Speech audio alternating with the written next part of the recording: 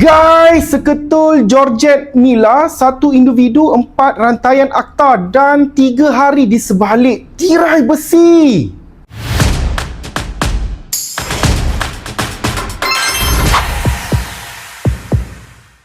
Hei Ceplos, aku nak tanya kau lah. Apa hal yang kau koyak sangat dengan VTT aku? Memang betul, kebenaran tu pahit untuk kau telan. Aku nak tanya apa function selama berpuluh-puluh tahun Papa Non kau tu terlongkok, terlentang atas jalan raya nak jadi Perdana Menteri. Tapi bila dia dah jadi Perdana Menteri, tapi dia masih membawa-bawa jiwa pembangkang dia tu. Kalau dia nak bawa-bawa jiwa pembangkang dia tu, lebih baik dia tak payah jadi Perdana Menteri. Lebih baik dia jadi Ketua Pembangkang balik semula. Aku rasa waktu dia jadi Ketua Pembangkang dulu kan, suara dia tu lebih bernilai. Aku rasa waktu dia jadi Ketua Pembangkang tu kan, dia lebih disenangi oleh rakyat. Sebab apa? Dia suka tabur janji.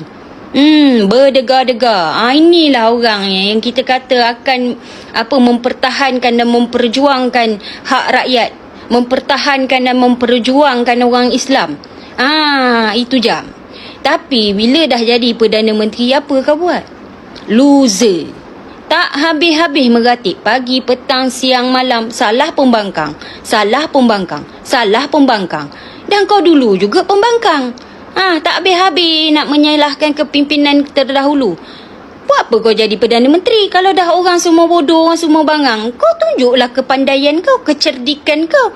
Bukannya tak habis-habis meratip, menyalahkan kepimpinan terdahulu.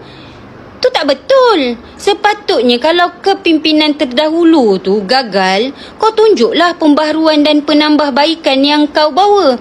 Tapi tidak. Tak habis-habis meratip. Bebek kau jadi ketua pembangkang. Kau bangkanglah pagi, petang, siang, malam. Senang sikit kau tu tak? Banyaklah juga kemajuan dan pembaharuan yang boleh dilakukan oleh kerajaan tersebut.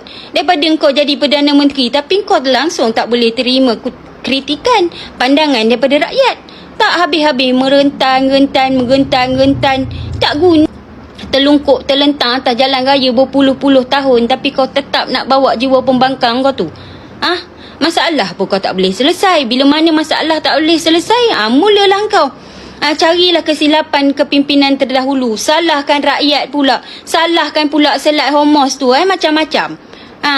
Semua kau nak letakkan ke atas kepala orang. Dah tu apa function kau jadi Perdana Menteri? Tak habis-habis meratip. Tak habis-habis menyalahkan orang. Dah kau kata kau cerdik. Orang dulu semua bodoh, semua bangang. Engkau je cerdik. Lepas tu, mana pergi kau punya cerdik tu? Mana pergi kau punya formula? Takkan formula kau tu terpakai waktu kau jadi ketua pembangkang je? Bila mana kau jadi Perdana Menteri, hilang.